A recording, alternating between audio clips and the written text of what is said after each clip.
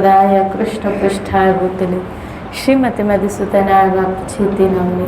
नमस्ते मधुसूदनाय भक्तिपादप्रियते दुर्लभ कृष्ण भक्ति में अति सरल कारणे। हरे कृष्णा कृष्ण कृष्ण हरे हरे, हरे राम राम राम हरे राम। समय को किस प्रकार बिताना चाहिए? किसी साधक ने क्वेश्चन पूछा, समय को किस प्रकार, लेकिन ये बात सबके लिए साझा नहीं होगी। साधक के लिए उसकी दिनचर्या कुछ अलग होगी और साधारण व्यक्ति के लिए उसकी दिनचर्या कुछ अलग होगी। इसीलिए यहाँ जो बात कही जाएगी वो साधकों के लिए होगी। श्री राधे बोले, क्योंकि ये एक गुरु और शिष्य का संवाद है। तो एक शिष्य पूछ रहा है कि समय किस प्रकार बिताना चाहिए। अगर साधारण व्यक्ति के लिए ऐसा पूछा जाए समय किस प्रकार, तो वो आपको खुद ही जवाब देगा, खाओ पियो मज़े करो, enjoy the life. Shri Radhe बोले, तो बोला रात को घूमो और दिन को सो, रात को घूमो और दिन को सो। श्री राधे बोले, उनकी सुबह ही 12 बजे होती है। वो सबको हाय हेलो, दिन के गुड मॉर्निंग तो उनके जीवन में होती नहीं है, उनके लिए गुड आफ्टरनून ही होती है। श्री राधे बोले, मॉर्निंग तो होती ही नहीं है। अरे जब गुड तो तभी होगा जब गॉड आएगा, गॉड ही नहीं है तो गुड कहाँ से होगा। श्री राधे बोले, जो गुरु के पास रहने वाले भक्त हैं, यानी जो गुरुजनों के सानिध्य में रहते हैं, जो गुरु के पास रहने वाले भक्त हैं, उन्हें पहले गुरु की सेवा में अधिक समय लगाकर भजन में कम समय लगाना चाहिए। श्री राधे बोले, बाबा कह रहे हैं लेकिन भजन फिर भी आपको करना ही है अगर गुरु के नज़दीक रह रहे हैं, क्योंकि गुरु की दिनचर्या के अनुसार हमें पहले बहुत ही सावधानी से अपने गुरु की सेवा में लेकिन उसमें सेवा से में से भी जो समय बचे वो समय हमको भजन में लगाना चाहिए। और यूँ भी कहा जाए कि सेवा के साथ साथ भजन भी जुड़ता हुआ चले तो बहुत श्रेष्ठ है। श्री राधे बोले, तो गुरु के नज़दीक रहने वाले क्या करें, गुरु की सेवा अधिक। और देखो भगवान का जो विग्रह स्वरूप में हमारे घर में प्रतिष्ठित होते हैं, यहाँ मंदिर में हम सेवा करते हैं, उसकी समय, इसकी अवधि, उसका उठना सब एक नियमित होता है, सब एक नियमित। और वो आपको कुछ कहता नहीं है। आपने अगर दाल चावल खीर पूरी भगवान को खिला दिया, वो चुपचाप खा लेगा। श्री राधे बोले, क्योंकि विग्रह के रूप में प्रतिष्ठित प्रतिमा वो पूर्णतः अपने भक्त के अधीन होती है। इसलिए जैसे भक्त सेवा करता है, भगवान उस सेवा को एक्सेप्ट करते हैं, स्वीकार करते हैं और कुछ नहीं कहते। उठाओ तो उठ गए, अगर कोई 10 बजे वो उठाता है तो फिर तब तक सोए रहते। वृंदावन में मैं एक जगह गई ठंड के दिनों में, मेरे ख्याल से हम जब वहाँ चले थे और संतों के दर्शन करने, उसमें तो उस वक्त हम विनोदी बाबा के यहाँ गए थे, तो वो नहीं मिले। तो हम एक पास में एक जो संत थे, आपको पता है, हम जब पहुँचे तो वो तो ठाकुर जी को तब उठाए थे, शयनी थी तब तक ठाकुर जी की क्या हो रही थी, शयनी हो रही थी। हम गए, उसके बाद वो नहा के बाहर आए और ठाकुर जी को उठाए। श्री राधे बोले, और तब तक ठाकुर जी सोई थे। भक्त के अधीन, भक्त के अधीन। लेकिन गुरु सेवा ऐसी नहीं है। याद रखना, भगवान की सेवा से भी ज़्यादा सावधानी गुरु की सेवा में करनी पड़ती है। वो बोलते हैं, वो डांटते हैं, वो आँख भी दिखाएंगे, कभी कभी तो वो थप्पड़ भी लगाते हैं। श्री राधे बोले, लेकिन वो बहुत भाग्यवान लोग होते हैं। भक्ति सिद्धांत सरस्वती महाराज को, इनको नरसिंह गुरु कहा जाता था। भक्ति सिद्धांत जो श्रील प्रभुपाद के गुरु थे, इनको नरसिंह गुरु कहा जाता। क्यों? बहुत स्ट्रिक्ट होते थे। अगर इनमें से किसी एक शिष्य से, इनके आश्रित शिष्य से कभी कोई त्रुटि हो जाती तो डांट के साथ वो कभी कभी मार भी लगाते थे। श्री राधे बोल। प्राय आजकल गुरुजन ऐसा नहीं करते, हाँ डांट जरूर लगा देते अगर वो सेवा में कहीं त्रुटि वुटि करते, लेकिन मार नहीं लगाते, क्योंकि पता है कि आज के शिष्य में ऐसा समर्पण नहीं है। श्री राधे बोलिए। फिर सामने से ये जब, इनको तो आप प्यार करते हो और हमको मारते हो, हम सेवा भी करते हैं फिर भी मार खाओ, फिर भी डांट खाओ, और वो सेवा भी नहीं करें और फिर भी आपका प्यार बांटते हैं। श्री राधे बोलिए। तो वो बहुत नरसिंह गुरु कहा जाता था उनको। और जब किसी शिष्य को डांट मिलती थी ना, जब किसी शिष्य को डांट मिलती थी तो बहुत प्रसन्न होता था। क्यों प्रसन्न होता था? और दूसरे शिष्य उनको कहते थे आज तो भाई तू मिठाई खिला। क्यों? बोला आज गुरुजी ने ये प्रसाद देके तुझे अपना बना दिया। यानी वो इतना तुम्हें अपना मानते हैं क्या, कि अधिकार से तुम्हें तुम्हारी गलती के ऊपर डांटते भी हैं। और याद रखना, अधिकार से जिसको उसकी गलती पे डांटा जा सकता है तो उसमें सुधार भी निश्चित रूप से आता है। इसका मतलब है गुरु ने उसको इतना अपना माना है, क्या अपना जन, अपना आश्रित माना है कि अगर उसका दायित्व, कल ही मैं चैतन्य चरितामृत में पढ़ रही थी तो उसमें एक जगह लिखा, बोला गुरु शब्द का अर्थ ही भारी है। उन्होंने शब्द का अर्थ लिखा, बोला भारी मतलब हैवी, भारी। श्री राधे बोल। मतलब बहुत हैवी रिस्पॉन्सिबिलिटी, बहुत हैवी रिस्पॉन्सिबिलिटी। यानी किसी जीव के जन्म जन्मांतर के पापों का लेखा जोखा उसका डिस्ट्रॉयड करके अपने बिल लेके और उसको जन्म मृत्यु से छुड़ा के उसको भगवत धाम पहुंचाना, कितनी बड़ी जिम्मेदारी आप देख लो ना। श्री राधे बोले। एक स्टेशन से खाली दूसरी स्टेशन तक की किसी की जिम्मेदारी आती है ना, तो हमारी कभी कभी नींद आराम हो जाती है। खाली कोई हमें कहता है क्या, फलानी स्टेशन तक इसका ध्यान रखना, और वो आए ना तो आप उसको खाली ये दे देना। यहाँ कोई मान लो कुछ पैसे आपको दे रहा है, बोला फलानी स्टेशन से आपसे वो लेने आ जाएंगे। सच बताओ, जब तक वो पेमेंट, जब तक वो अमाउंट, या जब तक वो स्टेशन नहीं आ जाती हमें चैन नहीं आता। ये तो खाली एक स्टेशन, वो भी कुछ घंटों का सफ़र। तो सोचो ज़रा, ये तो पूरी ज़िंदगी और पूरी जन्म जन्मांतर का सफ़र में पता नहीं कितने कितने पापड़ बेले हैं, किस किस प्रकार के पाप किए हैं, और पता नहीं वो कितने इकट्ठे हो चुके हैं जो हमारा चित्त भगवान के भजन में नहीं लग रहा है। श्री राधे बोले। और उसकी रेस्पॉन्सिबिलिटी वो संत महापुरुष ले रहे हैं, और उन संतों की सेवा करने का कभी सौभाग्य मिल जाए, कभी उनकी डांट मिल जाए, कभी उनका अपनापन मिल जाए तो अहोभाग्य।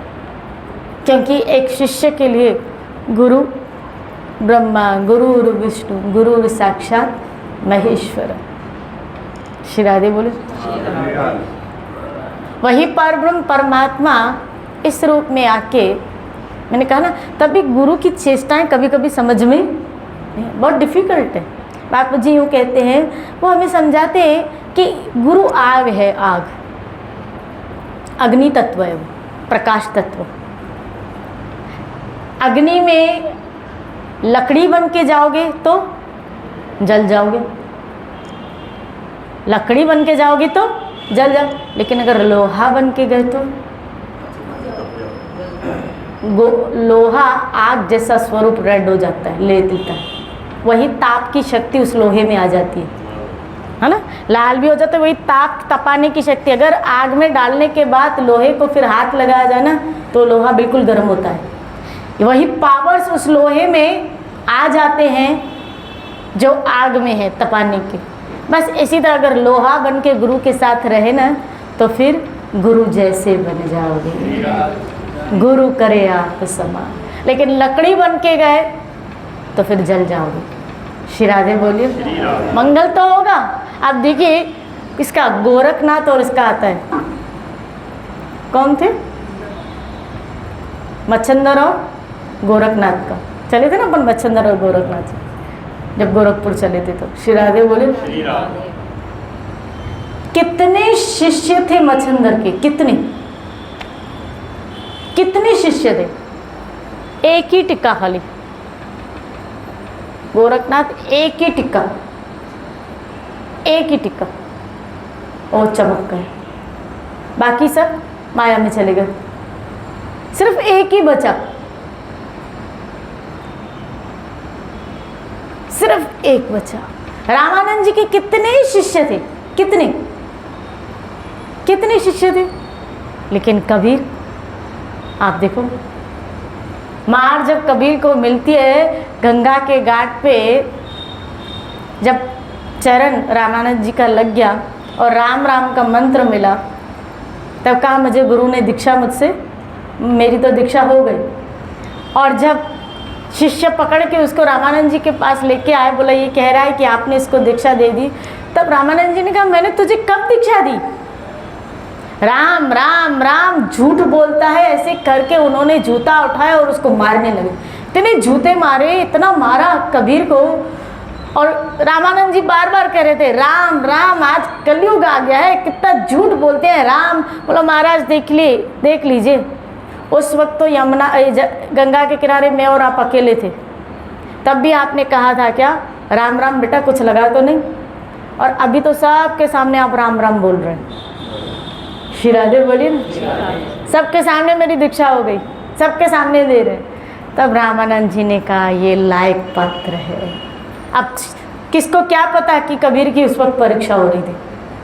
कबीर को भी पता नहीं था कि उस वक्त, ये तो उसकी इतनी दृढ़ श्रद्धा थी, मारो या तारो, अब तो दर छोड़ेंगे नहीं।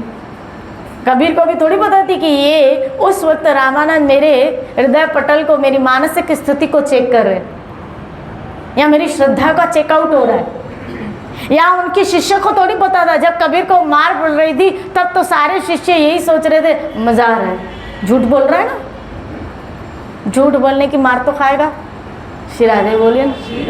और कई सहानुभूति कर रहे थे, कई कबीर को बोल रहे थे झूठ मत बोल, लेकिन उनको क्या पता था यही कबीर रामानंद जी का नाम चमकाएगा। श्री राधे बोलिए, कितनी दृढ़ता, कितनी मानसिकता से अंदर डेडिकेशन। श्री राधे बोलिए।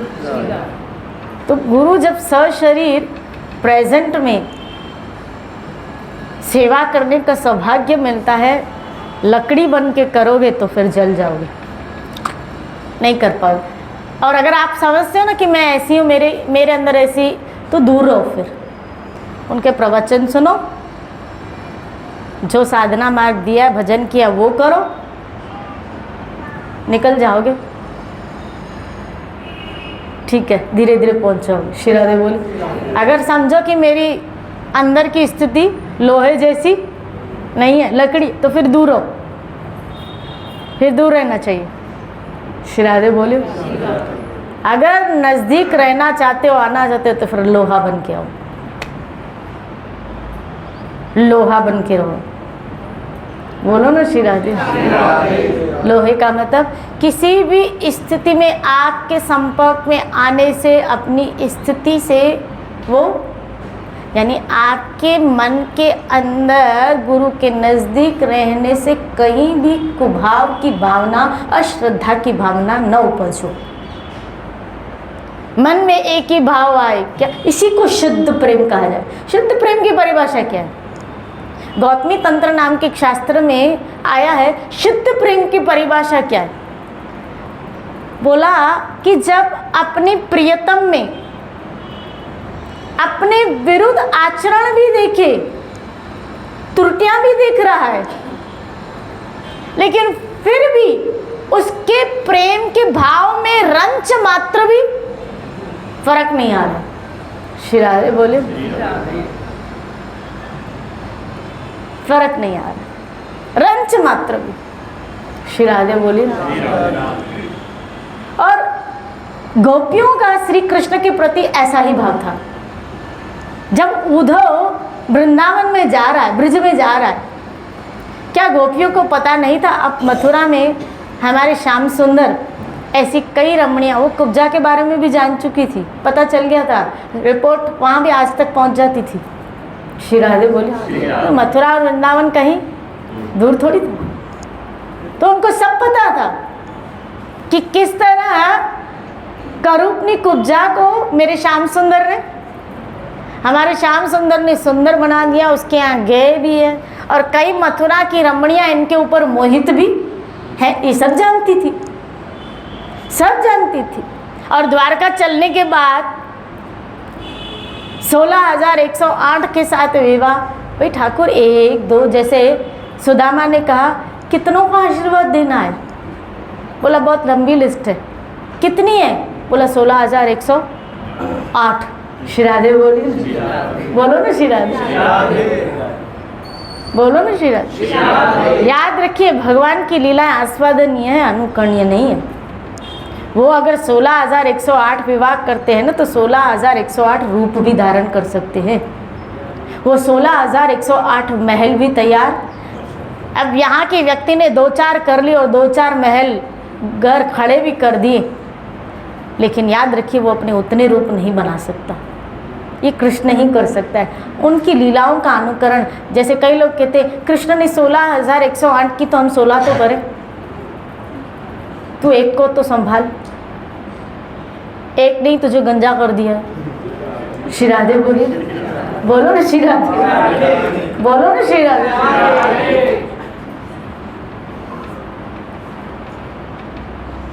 हमारे लिए जो सिद्धांत है वो अलग है, और भगवान के लिए जो सिद्धांत है वो अलग है। ईश्वर भोगता है और हम भुगतान करने वाले हैं। आप भोक्ता बनोगे तो फिर बंध जाओगे। श्री राधे बोली, हम भोक्ता बनेंगे। बोला एक छोड़ी दूसरी पकड़ी, दूसरी छोड़ी तीसरी पकड़ी, तीसरी छोड़ी। बोला बिल्कुल कृष्ण की तरह नटखट है, मगाऊं एक छोड़। श्री राधे बोली, बोलो ना श्री राधे। कृष्ण का अनुकरण नहीं करना चाहिए। इसीलिए कृष्ण लीला समझने के लिए आचार्यों का आश्रय लेना पड़ता है। भगवत लीला समझने के लिए महाजनों का आश्रय लेना पड़ता है, तब जाके उनकी गूढ़ लीलाएं समझ में आती है कि ऐसा उन्होंने क्यों किया। कितने कितने कल ही शाम को चर्चा कर रही थी, अगर भगवान की महिमा, अगर उसका विस्तार जानना चाहो, क्या कि श्रील प्रभुपाद जी एक जगह चैतन्य चरितामृत में लिख रहे हैं, उसके भावार्थ में एक जगह, क्या कि भगवान की विस्तार ब्रह्मांडों का जब उन्होंने वर्णन किया तो वो बता रहे हैं कि जैसे सूर्य की किरणें जब आपकी खिड़की पे आती है, खिड़की से जब सूर्य की किरणें रेस निकलती है, तो आप देखते हो कितने उस वक्त सूर्य की किरणों के रैशेस आपको नज़र आते हैं। कितने नज़र आते हैं? क्या उसकी आप काउंटिंग कर सकते हो? उसकी गणना कर। ऐसे पता नहीं इस पृथ्वी पे कितनी खिड़कियां होंगी, कितने मकान होंगे, और उन सबको पता नहीं कितने ऐसे नज़र आ रहे हैं। हम अपनी खिड़की का अंदाज़ा लगाएं कि अगर वो सूर्य से लेके हमारी खिड़की तक जो वो किरणों की जो रैशेस आ रही, उसमें आप कभी ऑब्जर्व करना, वहाँ तक आने तक ये जो छोटे छोटे वो जो रैशेस वो कण नज़र आते हैं, और उसकी कभी काउंटिंग करके दिखाओ।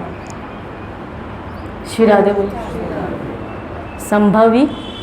बोला ऐसे भगवान श्री हरि, उनके आश्रय अनंत महाविष्णु, श्री राधे बोली ना, वो बोला जैसे वो रैशेस छोटे छोटे नजर आने, बोला उनके फनों में ऐसे कई ब्रह्मांड, एक एक अनंत सहस्त्रों मुखों में, ऐसे उनके अनंत मुखों से एक एक मुख में ऐसे अनंत ब्रह्मांड ऐसी खिड़कियों के रैशेस की तरह तैर रहे ऐसे। और उस अनंत ब्रह्मांडों में भगवान ने अपने एक एक स्वरूप को डिपार्टमेंट दिया संभाल। अब आप सोचो ज़रा, विचार, उनके लिए कोई मामूली बात नहीं थी 16,108 रूप लेना। वो तो अनंत ब्रह्मांडों में पता नहीं कितने रूप धारण किए हुए बैठे। कोई उनके लिए यहाँ कोई नई बात थोड़ी थी। करोड़ों संख्या में गोपियाँ थी और जब गोपी का भाव आया कृष्ण हमारे साथ नृत्य करे, करोड़ों रूप उस वक्त भी ठाकुर जी ने ले लिए थे। ऐसे हर गोपी को लग रहा था कृष्ण मेरे साथ है, तो इनके लिए कोई बड़ी बात नहीं है। श्री राधे बोली अपने जैसे रूपों का विस्तार करना मेरे ठाकुर के लिए कोई बड़ी बात नहीं है, लेकिन जीव अगर उसका अनुकरण करेगा वो मूर्ख करेगा, अव्वल नंबर का मूर्ख बनेगा और बंध जाएगा, अपने ही बाल नोचेगा, अपने ही कर्म बनाएगा और उन कर्मों को फिर भोगेगा। श्री राधे बोली हमारे लिए तो वो करना है जो हमें शास्त्र, इसीलिए कहा डोंगरे जी महाराज कहते हैं अपनी भागवत में, भगवान कृष्ण ने जो गीता में कहा है ना वो करो, भागवत में जो लीलाओं का अनुकरण वो मत करना, फंस जाओगे। उन्होंने जो कहा है वो करो। बोला जैसा कृष्ण में प्रेम है ना ऐसा हमारे अंदर, अरे सेवक बन सेवक, सेवक बन सेवक। श्री राधे बोले प्रेम तत्व है, लेकिन उस प्रेम तत्व को कहाँ डालना है वो आपको देखना पड़ेगा। वो जब तक ईश्वर के साथ नहीं जुड़ेगा, प्रभु के साथ, उन संतों के साथ नहीं जुड़ेगा, बात नहीं बनेगी। यहाँ इधर इधर इधर इधर इधर इधर इधर इधर आंख मारना, इधर इधर देखना छोड़ दो, सीधा मेरे गोविंद के चरणारविंद में अपनी नज़र को डालो। श्री राधे बोली इसलिए भजन करो भाई, भजन, अपना जन्म धन्य करो। बहुत जिंदगी ऐसे गंवा दी, अब मत गंवाइए। इसीलिए यहाँ जब गुरुजनों के आश्रम में रहे तो लोहा बनकर उनकी सेवा में लगे, तत्पर। शिष्य कैसे होना चाहिए? सेवा में बिल्कुल तत्पर, उसको फुर्सत नहीं हो। उस वक्त भले उसका भजन ना हो तो चलेगा, चलेगा। श्री राधे बोले अगर उसका भजन नहीं होता है तो चलेगा, क्योंकि जो भजन कर रहा है अगर वो उसकी सेवा कर रहा है उतना ही फल उसको मिलने वाला है। जिस संत की सेवा में लग रहा है और वो भजनानंदी है, वो हरि आश्रित है, तो उतना ही फल उसको मिलने वाला। वही स्थिति उसको बिना भजन के प्राप्त होने वाली है। श्री राधे बोलिए। इसीलिए कहा गुरु की सेवा में अधिक समय लगाकर भजन में समय कम लगाए। और जो गुरु के समीप नहीं रहते हैं, जिनके गुरुजन ये शरीर इस तरह से चले गए या नज़दीक नहीं रह पा रहे, तो वो अपना भजन में अधिक समय लगाए। श्री राधे बोले ना, अगर गुरु के नज़दीक रहने का सौभाग्य नहीं मिल रहा है तो फिर किसके साथ रहिए? भजन के साथ। यदि गुरु सेवा न कराते हो तो भजन में ही फिर अधिक समय लगाए। यानी गुरुजन ऐसे हैं कि वो नज़दीक रहने के बाद भी उनकी मांग इतनी, हाँ, वृद्ध अवस्था होती है जब, जीर्ण अवस्था होती है जब, तब उनके शरीर की हमको बिल्कुल सेवा करनी चाहिए।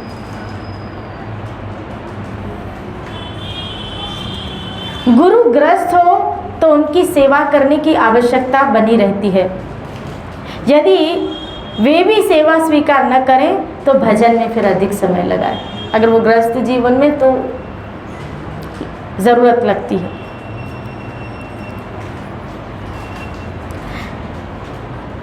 जो सन्यासी है, सन्यासी है, उसको दंड नहीं फिर देना चाहिए, क्योंकि वो अपने भजन में, अपने सेवा में लगा हुआ है। सबको अधिक समय तो भजन में ही लगाने की चेष्टा करनी चाहिए। श्री राधे बोलिए। भगवान तो हमें दिखते नहीं हैं, इसीलिए उनकी शरण फिर हम कैसे लें? आप कह रहे हो भजन करो, तो भगवान तो हमें, तो फिर कैसे शरण लें? विराट स्वरूप भगवान तो दिखते ही है ना। शक्ति, शांति और सौंदर्य ये भगवान के ही स्वरूप है। श्री राधे बोलिए। शक्ति, शांति और सौंदर्य, इसका मतलब है इस प्रकृति में जितनी भी आप सुंदरता देखते हो तो कहीं न कहीं वो मेरा ठाकुर है। इसलिए कहा जिसकी रचना वो कितना, जब उसकी रचना की सुंदरता को देखे तो एक अंदाज़ा, फिर मेरा गोविंद कितना।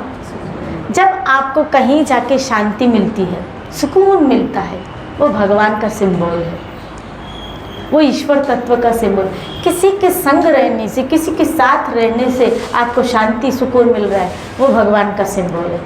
यानी कहीं ना कहीं वो ईश्वर तत्व वहाँ विराजित है, मौजूद है। श्री राधे बोलिए।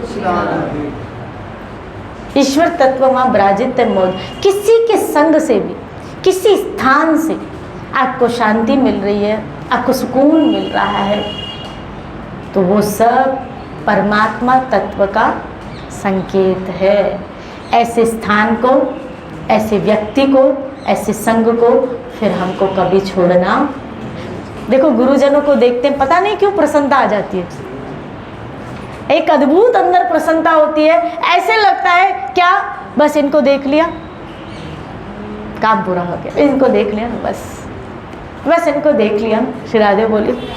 अभी बोले उन्होंने कुछ बोला भी नहीं उन्होंने, लेकिन खाली उनको देखने से ही हमें शांति मिल जाती है, हमें अच्छा लगता है, एक अंदर अच्छी फीलिंग्स आती है, जैसे हमारी आंखें ललायत रहती है उन महापुरुषों को देखने की।